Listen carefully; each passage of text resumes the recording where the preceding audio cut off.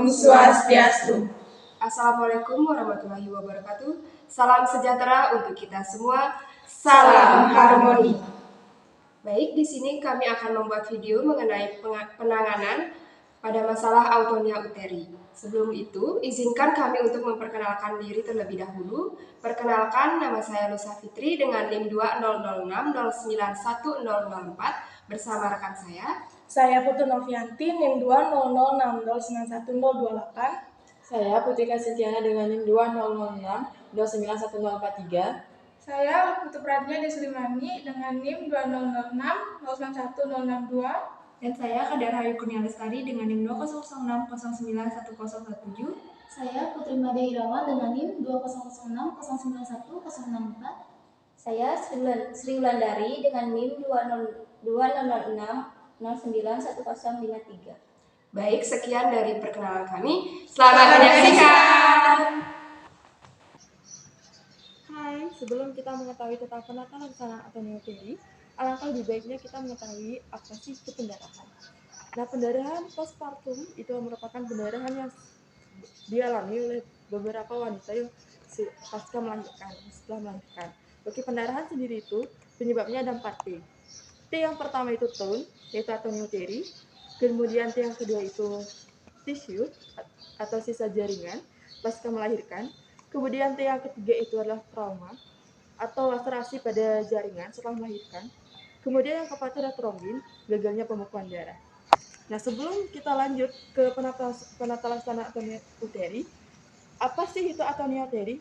Nah, autonia uteri merupakan suatu kondisi di mana uterus itu gagal berkontraksi sehingga uterus itu terasa lembek. Jika uterus tetap didiamkan lembek seperti itu atau terus tidak berkontraksi, itu akan menyebabkan pendarahan.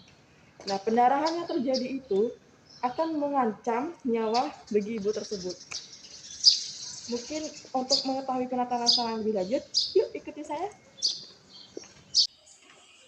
Adapun beberapa alat dan obat yang diperlukan dalam penanganan autonia uteri ini. Yang pertama yaitu ada kateter, ada kapas cebok, ada kapas steril, ada larutan klorin, air DTT, ada tisu, ada ergometrin, misoprostol, ada standar infus set,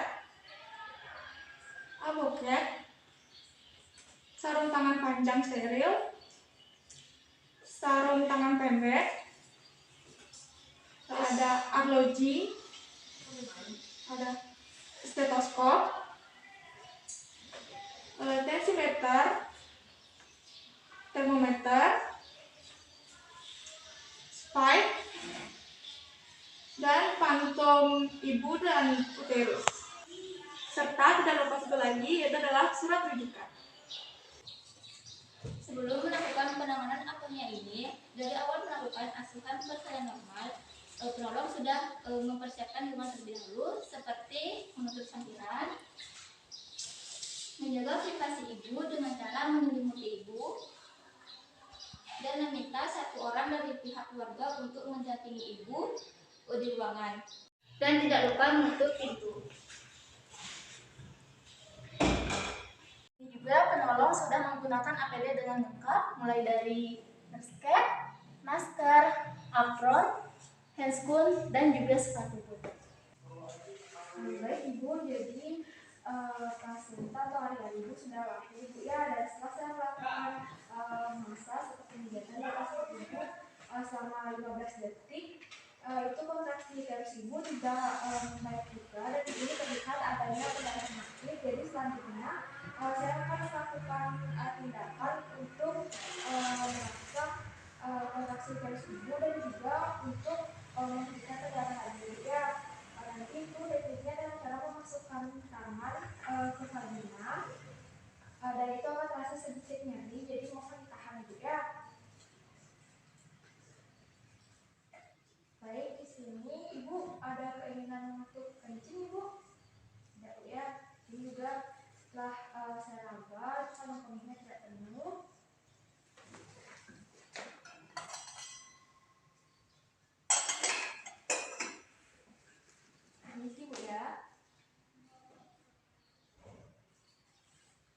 sini tidak terlihat ada sisa-sisa jaringan atau plasenta.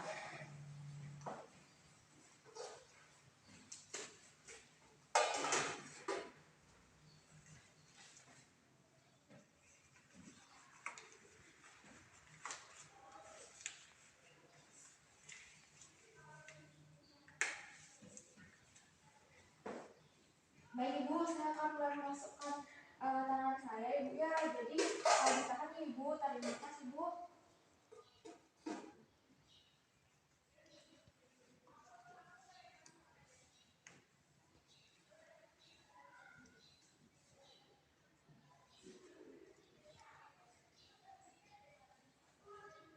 Baik, di sini saya akan melakukan kompresi bimanual internal selama 5 menit.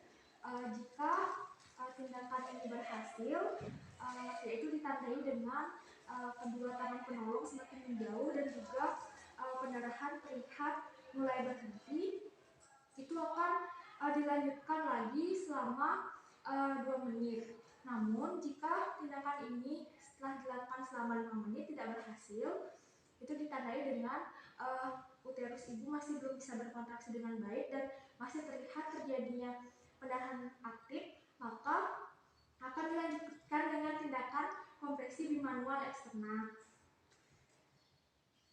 Baik, di sini setelah saya melakukan kompresi bimanual internal selama 5 menit, ini tidak terlihat tanda-tanda kontraksi ibu mulai membaik dan terlihat pendarahan ibu masih aktif. Jadi selanjutnya saya akan melanjutkan dengan tindakan kompresi bimanual eksternal dengan cara minta tolong dengan keluarga pasien atau asisten untuk membantu melakukan tindakan tersebut. Baik asisten, tolong bantu saya untuk melakukan kompresi bimanual eksternal dengan cara menggunakan tangan saya yang ada di fundus terlebih dahulu.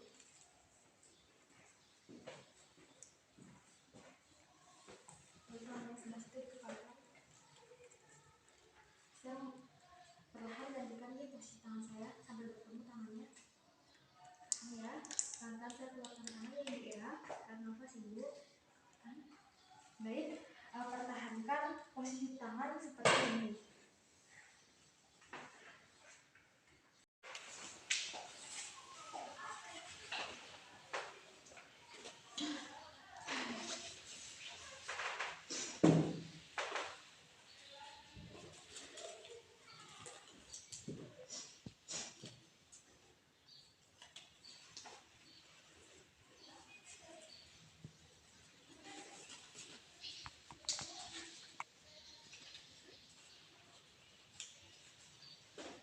Baik Ibu, saya akan mengecek tekanan darah Ibu terlebih dahulu.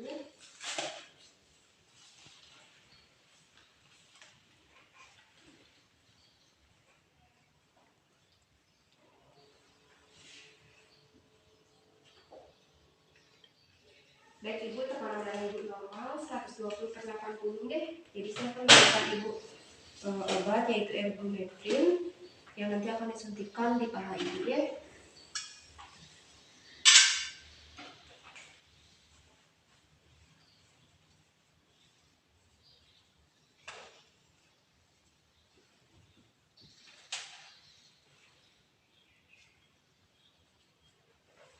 Isi ya Ibu, saya suntikkan obatnya.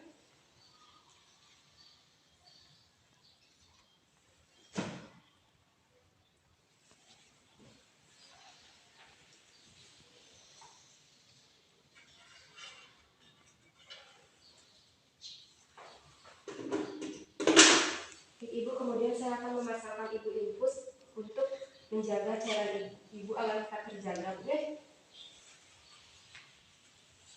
Baik, infusnya sudah terpasang Bu ya. Kemudian saya akan menyuntikkan oksitosin ke dalam infus Ibu sebanyak 2 ampul Bu ya.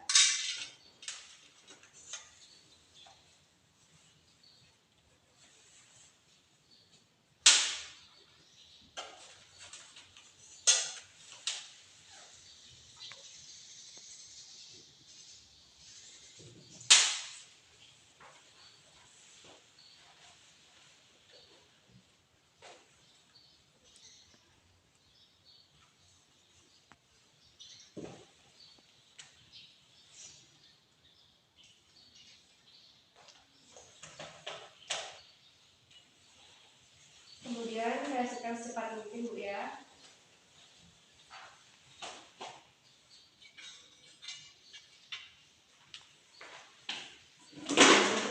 Untuk keluarga atau Bapak, sembari saya akan membuatkan surat rujukan terlebih dahulu. Jika nanti tindakan KBI yang kedua ini tidak berhasil, maka saya akan rujuk ibunya. Jadi Bapak, sembari saya membuatkan surat rujukan, Bapak bisa menyiapkan kendaraan, biaya seperti uang, dan jika mempunyai jaminan kesehatan, Bapak bisa bawa. Dan juga nanti Bapak siapkan pendonor dan juga pendamping selama Ibu nanti dirujuk, Pak Nge, dan tetap memenuhi kebutuhan nutrisi Ibu seperti makanan dan minuman. Jadi saya permisi terlebih dahulu untuk membuatkan surat rujukan Pak Nge. Permisi Pak.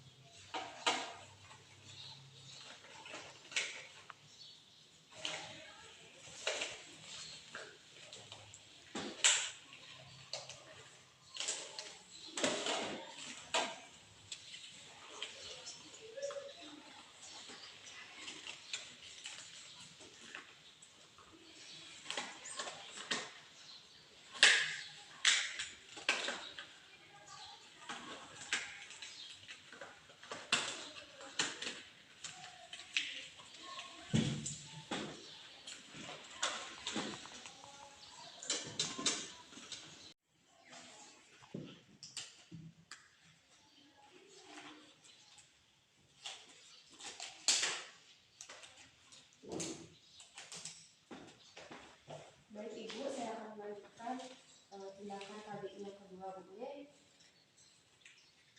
Asisten, ketika saya nanti memasukkan tangan, mohon dilepas secara perlahan nih. Bu, saya masukkan tangan Bu Nge.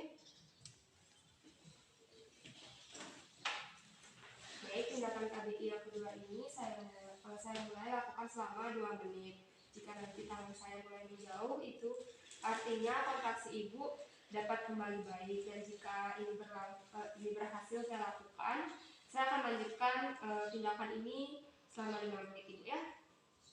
Baik Ibu, ini sepertinya uterus Ibu sudah dapat berkontraksi secara baik karena tangan saya mulai menjauh. Maka dari itu saya akan lanjutkan tindakan ini selama 5 menit.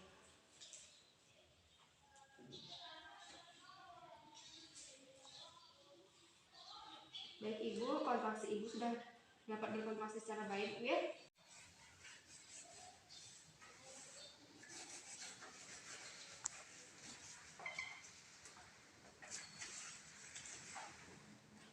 Baik Ibu, selanjutnya saya akan melakukan pemantauan skala 4, yaitu mengecek tekanan darah Ibu, mengecek nadi Ibu, respirasi Ibu, tinggi pulus uteri Ibu. Lalu saya akan mengecek kontraksi Ibu sudah membaik. Lalu saya akan mengecek kandung kemih Ibu, apakah kosong apakah tidak. Lalu saya lihat di sini pendarahan Ibu juga sudah tidak aktif Bu ya. Baik, untuk Bapak, saya akan mengajarkan cara untuk massage uteri agar kontraksinya tetap baik Pak Nge. Bisa ditunjuk tangannya Pak. Baik Pak, nanti Bapak bisa massage seperti ini searah jarum jam. Nah, jika nanti Bapak merasakan keras, itu artinya kontraksi uterus Ibu sudah baik Pak Nge. Tapi jika nanti Bapak merasakan lembek atau tidak keras, itu kontraksi Ibunya melemah Pak Nge. Nah, usahakan agar kontraksi Ibunya tetap membaik Pak Nge, tetap keras. Jadi bisa dilanjutkan Pak. Baik Ibu, karena tindakannya sudah selesai saya lakukan, nanti jika ada apa-apa bisa panggil saya di ruangan. Saya permisi Bu Nge, terima kasih.